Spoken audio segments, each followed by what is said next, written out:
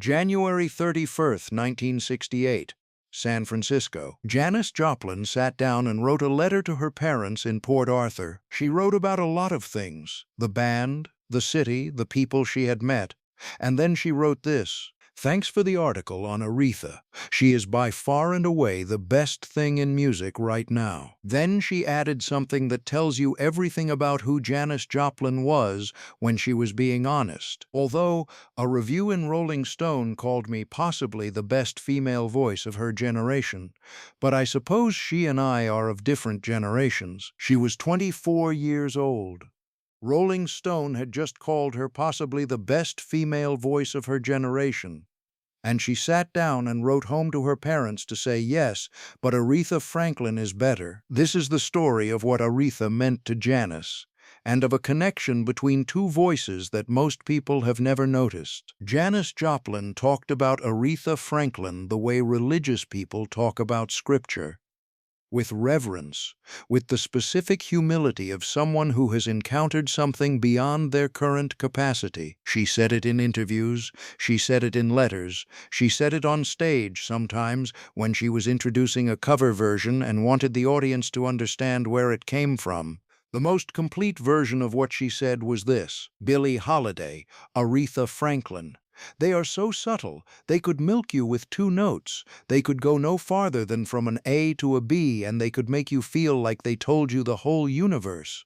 And Otis, my man, I think maybe if I keep singing, maybe I'll get it. Maybe if I keep singing, maybe I'll get it. That sentence, from the woman who had just been called possibly the best female voice of her generation. She was telling you what she was reaching for, the thing just beyond her current grasp.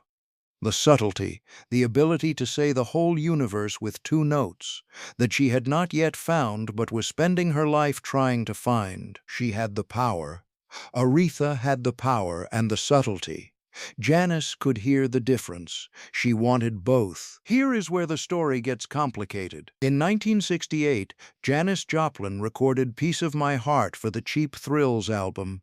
It became one of the defining songs of her career, the song people still know, the song that still plays on classic rock radio, the song that young people discover and bring back as a rediscovery. What most people don't know is that Piece of My Heart was written for and first recorded by Erma Franklin. Erma Franklin, the elder sister of Aretha Franklin. Jerry Ragavoy and Burt Burns wrote the song in 1967 and gave it to Erma.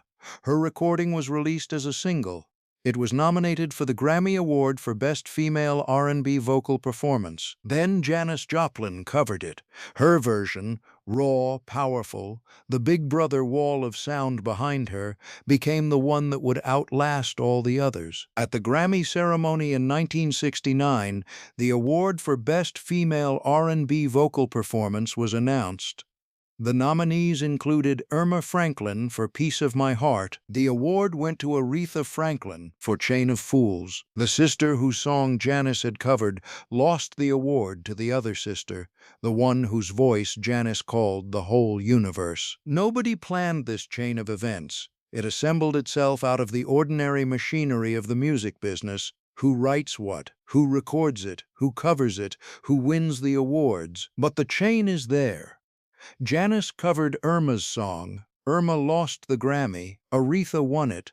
And Aretha was the voice Janis had said was better than her own. Aretha Franklin was born in 1942 in Memphis, Tennessee. She grew up in Detroit. Her father was C.L. Franklin, one of the most famous Baptist ministers in America, the man whose sermons were recorded on vinyl and sold nationally. The Franklin household was a gathering place for every significant black musician of the 1950s.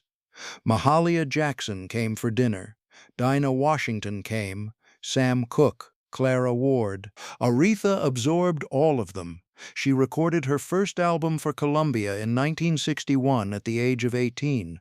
Columbia tried to make her a pop singer, a jazz singer, a mainstream crossover artist. None of it worked. Then she signed with Atlantic Records in 1967. Jerry Wexler flew her to Muscle Shoals, Alabama. He put her in a room with a piano and a rhythm section and told her to sing what she felt. I Never Loved a Man the Way I Love You came out in February 1967. Respect came out in April 1967. Aretha Franklin became Aretha Franklin. And Janis Joplin, 3,000 miles away in San Francisco, heard it and understood immediately that something had happened in music that she needed to study for the rest of her life. The two notes question. What Janis was describing when she talked about Aretha milking you with two notes is something specific and teachable, but also something that can't be taught. It is the ability to make the space between notes as expressive as the notes themselves, to hold a note slightly longer than expected and then release it in a way that makes the release feel like a whole new idea, to approach a note from below and arrive at it with a weight that makes the listener feel they have been carried somewhere. Janis Joplin's voice was powerful. It was raw. It was devastating at full volume. What it was less naturally equipped for was that space between notes, the restraint, the approach, the arrival. She was working on it. The Pearl sessions show it. Paul Rothschild, who had produced Doors albums and understood subtlety, was helping her find it. The Full Tilt Boogie Band was the most sophisticated musical context she had ever worked in. She was getting there. The final recordings suggest she was getting there. She ran out of time. Maybe if I keep singing, maybe I'll get it. She didn't get to keep singing. She got to 27. She got to Mercedes-Benz, one take a cappella, the voice completely alone with nothing to hide behind and nothing to amplify it. And in that recording, if you listen, you can hear her finding something, the space between the notes, the pause before the next line. The way she holds the word Lord just slightly longer than necessary and releases it with a weight that says, I know exactly what I'm asking for, and I know I won't get it. Two notes. The whole universe. She was getting there. Aretha Franklin heard about Janis Joplin's death in October 1970. She did not make a public statement.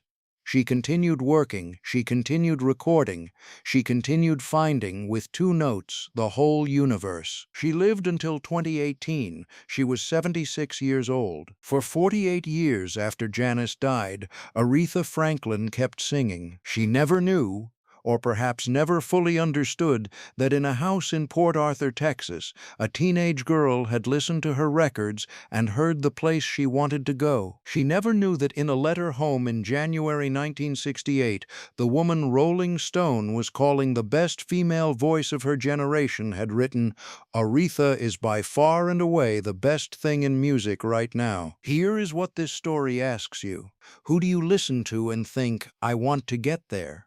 Not where they are, that is their place, not yours, but the thing they can do that you cannot yet do. The two notes that say the whole universe, whatever your version of that is. Janis Joplin was possibly the best female voice of her generation. Rolling Stone said so. The sold-out arenas said so.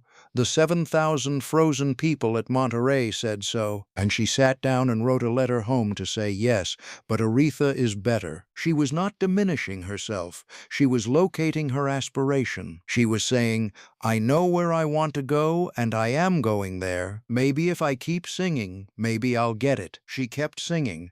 Right up until one take, a cappella, alone in a booth on a Thursday afternoon in October 1970. She was getting there. Subscribe. The next story goes somewhere nobody has taken you before.